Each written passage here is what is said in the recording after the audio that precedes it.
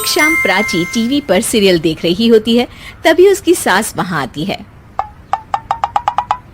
अरे सीरियल में तो ऐसे मग्न है जैसे आज रात का खाना पड़ोसी आकर बनाएंगे। मुझे पता ही नहीं था आपने अपने बेटे की शादी पड़ोस में भी की हुई है। हैं?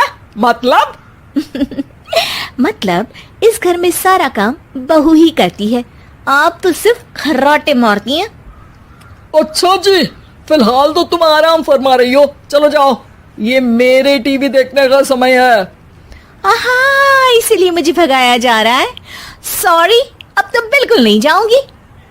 प्राची की इस बात पर दोनों सास बहू के बीच टीवी रिमोट के पीछे बच्चों जैसे छीना झपटी शुरू हो जाती है, जिसके बीच श्लोक भी काम से घर वापस आ जाता है। हाँ, आज मेरी चूहे बिल्ली की जोड़ी किस बात पर झगड़ रही है? अरे तेरे बीवी मुझे टीवी ही नहीं देखने दे रही। अरे तुम्हारी मम्मी मुझे खाना बनाने के लिए फोर्स कर रही है। अरे वाह, ऐसे बेतुके रीजन पर तो बच्चे भी झगड़ा नहीं करते। अरे मुझे कुछ मत बोल, सब इसने ही शुरू किया है। हाँ हाँ, जैसे आप तो बहुत दूध की धूली है ना। अरे बस, दोनों चुप। प्राची जाओ, खाने की तैयारी करो। और माँ तुम छोड़ो, तुम्हें क्या बोलूं, शांति से अपना सीरियल देखो, मुझे दोबारा लड़ने की आवाज सुनाई नहीं देनी चाहिए। ऐसा बोलकर श्लोक वहां से चला जाता है, जिसके पीछे पीछे प्राची भी कुछ न कुछ बड़बड़ाते हुए रसोई में चली जाती है। हाँ हाँ, सासू जी को तो कुछ बोलेंगे ही नहीं, बस मुझ पर ही हुक्म चलता है, खाना बनाओ, जैसे मैं इनके घर में खाना बनाने के लिए आई हूँ। इसी तरह शाम बीतती है और रात को श्लोक और प्राची की सास खाना खाकर सोने चले जाते हैं, लेकिन प्राची गुस्से में कुछ खाए बिना काम में ही लगी रहती है। इस घर में किसी को घंटा फिक्र नहीं पड़ता, मैं खाऊं या भूखी रहूं। प्राची कुछ देर के लिए रसोई से बाहर जाती है और जैसे ही वापस आती है तो वहां दूध का भरा ग्लास देखकर हैरान रह जाती है।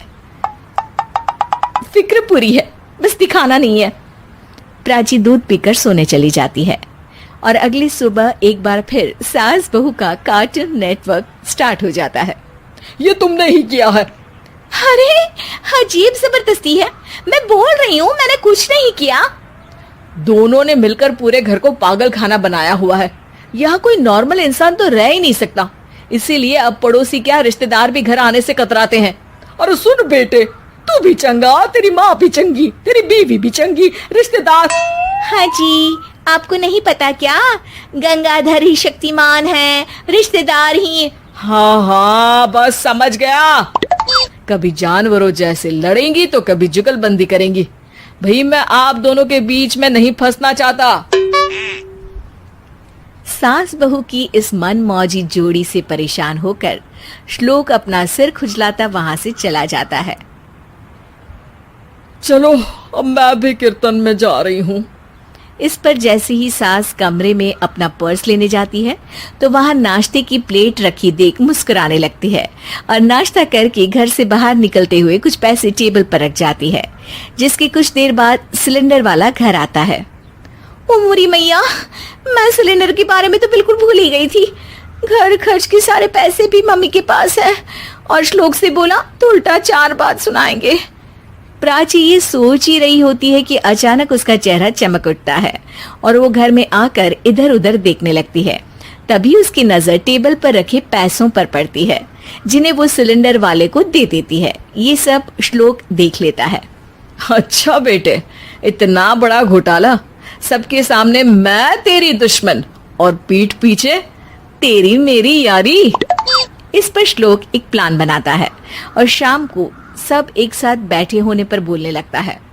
माँ, तुम दोनों की बहुत लड़ाई होती है, इसलिए मैं सोच रहा हूँ कि प्राची को उसके घर छोड़ाऊं, इससे वो भी खुश रहेगी और तुम भी। अचानक श्लोक की ये बात सुनकर सास बहू शौक से उसकी तरफ देखती हैं। अरे ऐसे कैसे घर छोड़ाओगे, मुझे कहीं नहीं जाना। अरे तुमने बोला नहीं पर मैंने सुन लिया, तुम्हें मम्मी के साथ रहना अच्छा नहीं लगता, मुझे पता है। अरे वो अरे, जब बहू खुद कुछ काम बोले तो वो तुझे सुनता नहीं, और अब जो इसने बोला ही नहीं वो तू समझ गया। जब उसे नहीं जाना तो फिर जबरदस्ती क्यों कर रहा है? अच्छा, फिर आपको मौसी के घर छोड़ाता हूँ, बस अब आप दोनों एक घर में एक छत के नीचे नहीं रह सकती। मैं इस टॉम एंड जेरी की जोड़ी को और नहीं झेल सकता। है? ऐसे कैसे नहीं रह सकते? तुम्हें इतनी दिक्कत है तो तुम्हारा बोरिया बिस्तर पैक कर देती हूँ, लेकिन मम्मी जी कहीं नहीं जाएंगी। बिल्कुल यही सुनना था मुझे। अगर दोनों में इतना ही प्यार है फिर हर वक्त ये लड़ाई का नाटक क्यों करती हो? देखा मैंने कैसे माँ किचन में दूध रखती है और तुम उनके लिए कमरे में नाश्ता रखती हो, और कैसे वो पहले ही तुम्हारी दिक्कत समझकर घर में पैसे रखकर बाहर जाती है। अरे भाई, इतना ड्रामा तो डेली सोप में भी नहीं होता जितना तुम दोनों ने इस घर में फैलाया हुआ है। तू हमें टॉम एंड जेरी बोलता है ना, तो याद कर वो दोनों भी एक दूसरे को बाहर वालों की बुरी नजर से बचाने के लिए हमेशा सबके सामने लड़ते थे, लेकिन अकेले में दिक्कत के समय मदद भी तो करते थे। बस हमारा रिश्ता भी कुछ ऐसा ही है। और वैसे भी अगर सास बहू में तू मैं नहीं होती तो दुनिया वालों को कहानियां कैसे मिलेंगी?